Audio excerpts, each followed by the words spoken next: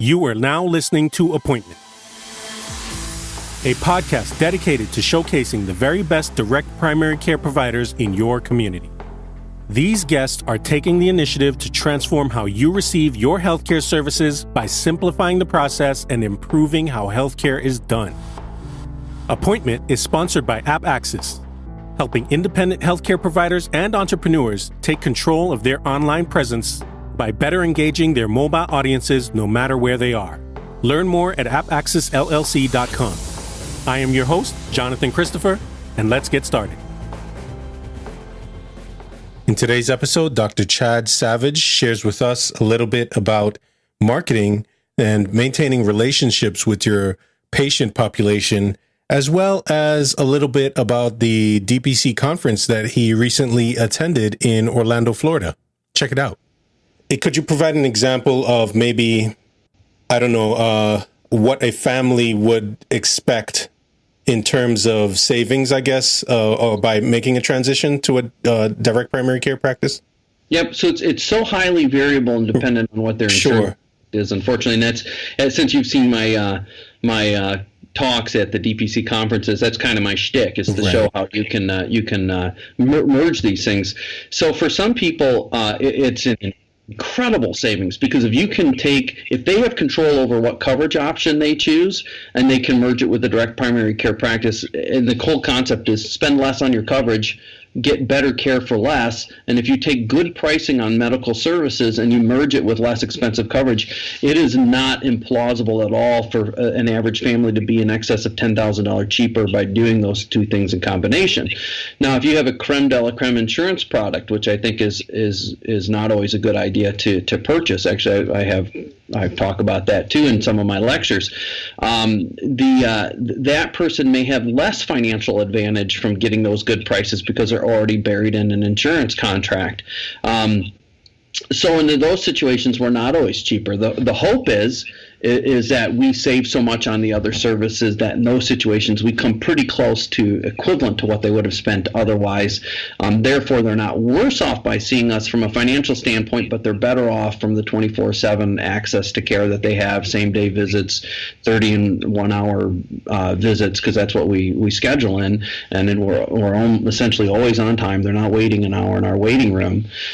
So there are huge advantages that they essentially didn't have to pay more for. So so you get that spectrum, and for example, Medicare is a classic example where people don't have a lot of control over that. That's something that's just, you hit 65, you get Medicare. So in those situations, again, we look at silver scripts, we compare it to what we can get the meds for and such, and we try to find ways to whittle down the cost of our membership compared to what they would have paid through the traditional system, and we become less cost advantageous to them at that stage. Again, we try to get it close to equivalent. If at the end of the year we were $50 more and they don't see a value in it, then we've really blown we've not lived up to the promise of direct primary care, or that's just something that somebody that isn't going to see the advantage. If we're $50 better off, great. But you're not going to see in someone with Medicare that $10,000 savings, like I was saying, you can get for somebody to control their insurance product. The key is so the older they are, the less cost benefit they get directly by doing it, but the more they need us. Because the more they need someone who they can access without encumberment and can see quickly. I mean, the average in the United States now, I believe it's the average time it takes to see a primary care doctor is 24 days.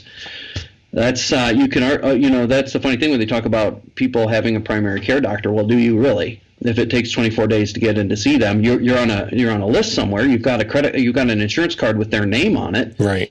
But do you really have a doctor if you can't see them? I think that then it's a doctor in name only, and in a sense of primary care, my vision of a primary care doctor is someone you can actually access and drive benefit from their training and expertise. So I think direct primary care fills that, and mainly with the elderly. Especially for the 3 minutes or 6 minutes or whatever the average is that you get to see the doctor, and maybe be limited to seeing them for 1, maybe 2 issues. You may want to have a longer discussion. I mean, typically, how long do you spend with your patients nowadays? It's 30 minutes to an hour, and actually more commonly they're an hour. And the people literally walk in, and our waiting room's a joke now. because people don't wait there. They just walk through it.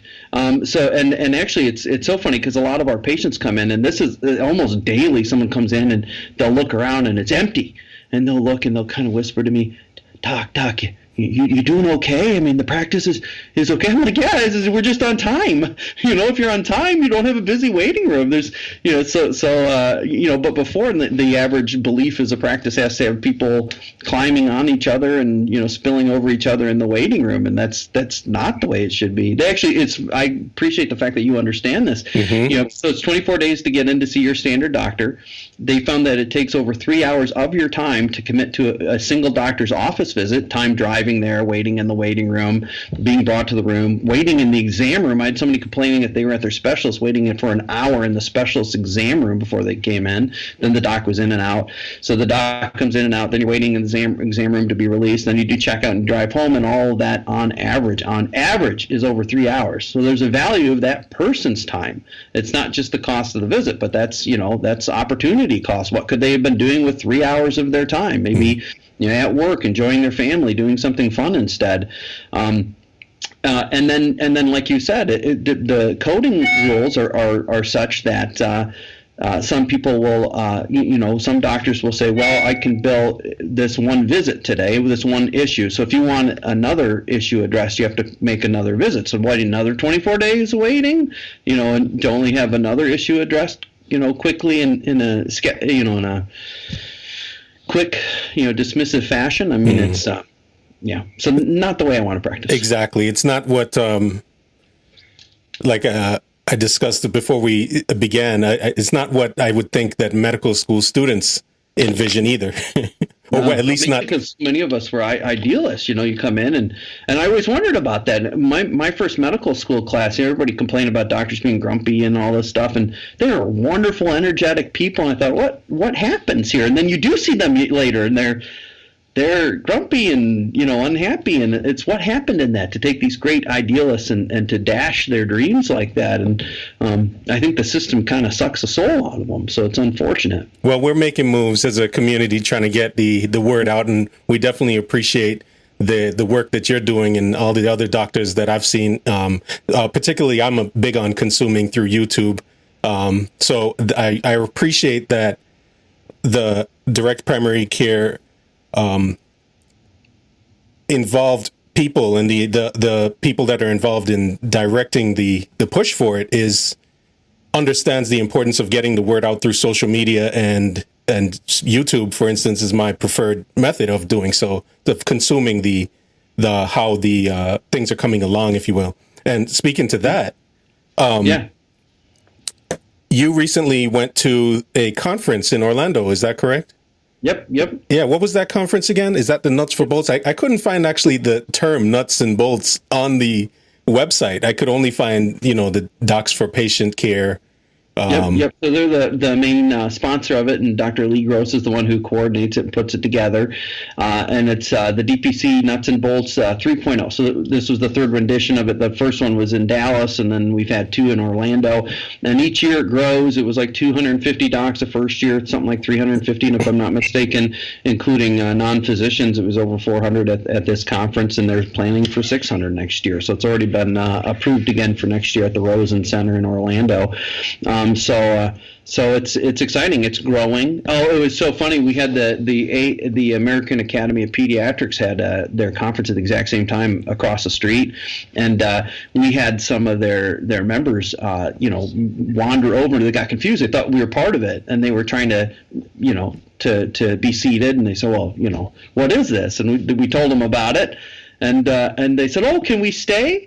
Well, I thought it was funny because I don't think any of the DPC docs wandered over to the AAP conference and heard what that was about. And, we're going to talk about new payment models through Blue Cross Blue Shield. I don't think they said, can I stay? So, hey, this is a model free of Blue Cross Blue Shield and everything. That sounded like a lot more appealing to them, apparently. That's funny. Many of them don't know. So that's why I really appreciate you getting the word out and everything, too, because, we're not big budgeted, health insurance programs or hospital systems. So it's very much, this is a grassroots kind of movement. That's wonderful. Did you speak this year? I did. I was blessed. I got to speak in the first. A lot of it was similar to what I had done in the one that you described seeing last year. I updated some of the numbers. I tried to add in kind of how our system is paid for, because a lot of people don't know. Showing how the money flows from the patient to insurance companies or the government, and then the government contracts with insurance companies, which people don't tend to know, that when you look at things like Medicare and Medicaid, they are actually contracted out and administered by the same people who run the big insurance plans. And then they contract with the doctors, who then are focused on the person paying them, which is the insurance entity, and completion of those forms, and not as focused on the patient themselves. So, and then I kind of showed through some graphics how DPC changes that and reverts it to the, by working for that patient who really did pay the insurance company in the first place to pay their doctor. You cut out a lot of that middleman cost, the stipulations they put on the payment, which means controlling the relationship between the doctor and the patient, and restore to that good, which I truly consider a sacred relationship between a doctor and a patient. So, in the final upcoming installment in our discussion with Dr. Chad Savage, he will share with us how we can learn more about DPC and some of the things that he's passionate about as a primary care physician, as well as where we can find more about his practice in Michigan. Join us then.